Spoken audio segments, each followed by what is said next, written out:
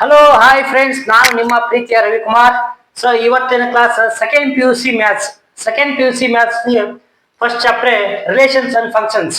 Okay, so relations and functions ಅಲ್ಲಿ first ನಾವು relations ಬಗ್ಗೆ ಮಾತಾಡೋಣ. ಓಕೆ, ರಿಲೇಷನ್ಸ್ ಅಲ್ಲಿ ಮೂರು ಟೈಪ್ಸ್, ಕೈಂಡ್ಸ್ ಆಫ್ ಟೈಪ್ಸ್ ಅಂತಂದ್ರೆ ತ್ರೀ ಟೈಪ್ಸ್. ಒಂದು ರಿಫ್ಲೆಕ್ಸಿವ್, ನೆಕ್ಸ್ಟ್ ಸೈಮೆಟ್ರಿಕ್, ದೆನ್ ಟ್ರಾನ್ಸಿಟಿವ್. ಯಾವ್ಯಾವ ಅಂತಂದ್ರೆ ರಿಫ್ಲೆಕ್ಸಿವ್, ಸೈಮೆಟ್ರಿಕ್ ಅಂಡ್ ಟ್ರಾನ್ಸಿಟಿವ್. ಸೊ ಈ ಮೂರು ಟೈಪ್ ಬರ್ತವೆ ಯಾವ್ದ್ರಲ್ಲಿ? ರಿಲೇಷನ್ಸ್ ಅಲ್ಲಿ. ಸೊ ರಿಫ್ಲೆಕ್ಸಿವ್ ಅಂದ್ರೆ ಏನಪ್ಪಾ? ರಿಫ್ಲೆಕ್ಸಿವ್ಸ್ ಅಂತಾರೆ if a r a the set of a r a event of relations.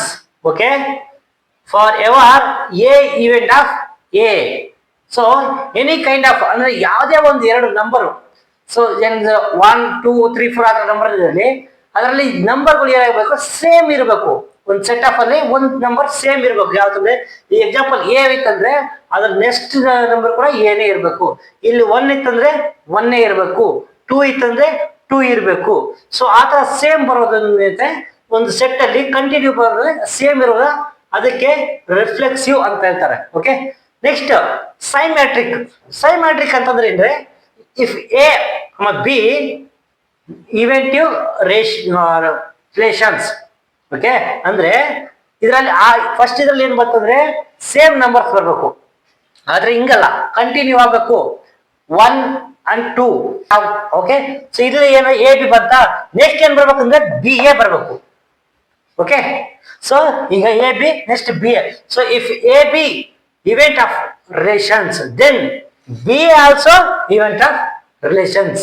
Okay, ಇಲ್ಲಿ ಎ ಬಿ ರಿಲೇಷನ್ ಅಂತಂದ್ರೆ ಬಿ ಎ ಕೂಡ ಇವೆಂಟ್ ಆಫ್ ರಿಲೇಷನ್ಸ್ ಆಗುತ್ತೆ. ಸೊ ಅದಕ್ಕೆ ಸೈಮೆಟ್ರಿಕ್ ಅಂತಾರ. ಓಕೆ, ನೆಕ್ಸ್ಟ್ ಟ್ರಾನ್ಸಿಟಿವ್ ಅಂತಂದ್ರೆ ಏನು? ಟ್ರಾನ್ಸಿಟಿವ್ ಅಂದ್ರೆ a b if A b event of r and b c event of r, so then set of AC also event of R. Okay, then AC also event of R. So ನಿಮ್ಗೆ ಈ ತರ ಹೇಳಿದ್ರೆ ನಿಮ್ಗೆ ಅರ್ಥ ಆಗಲ್ಲ. ನಾನು ನಿಮ್ಗೆ example ಹೇಳೋದು ಹೋಗ್ತೀನಿ. ಯಾವ ತರ ಅಂತಂದ್ರೆ ನೋಡಿ, ಒಂದು example, the relation set of A 1, 1, 2, 2, set of 3, 3, set of 1, 2, set of 2, 3, set of 1, 3. So ಇದಕ್ಕೆ ಏನು ಕೊಟ್ಟಾರೆ? ಪ್ರಾಬ್ಲಮ್ ಕೊಟ್ಟಾರೆ. If every A event 1, 2, 3 set of 1, 2, 3 A A event of R ಅಂದ್ರೆ ಒಂದು ಪ್ರಾಬ್ಲಮ್ ಕೊಟ್ಟಾರೆ. ಸೊ ಇದರಲ್ಲಿ ಯಾವ್ಯಾವ ರಿಫ್ಲೆಕ್ಸಿವ್, ಸೈಮೆಟ್ರಿಕ್, ಟ್ರಾನ್ಸಿಟಿವ್ ಆಗ್ತಾವಂತ ಸೊ ನಮಗೆ ಎಕ್ಸಾಂಪಲ್ ಪ್ರಕಾರ ಎಕ್ಸ್ಪ್ಲೇನ್ ಮಾಡ್ತೀನಿ. ಯಾವ ನೋಡ್ರಿ, ರಿಫ್ಲೆಕ್ಸಿವ್ ಅಂದ್ರೆ ಈಗ ಹೇಳಿದಾಗೆ ಯಾವುದೇ ನಂಬರ್ ಸೇಮ್ ಬರಬೇಕು. ನೋಡ್ರಿ, 1, 1, 2, 2, 3, 3. ಸೊ ಇಲ್ಲಿ ರಿಲೇಷನ್ ರಿಫ್ಲೆಕ್ಸಿವ್ ಆಗಿದೆ. ಏನಾಗಿದೆ?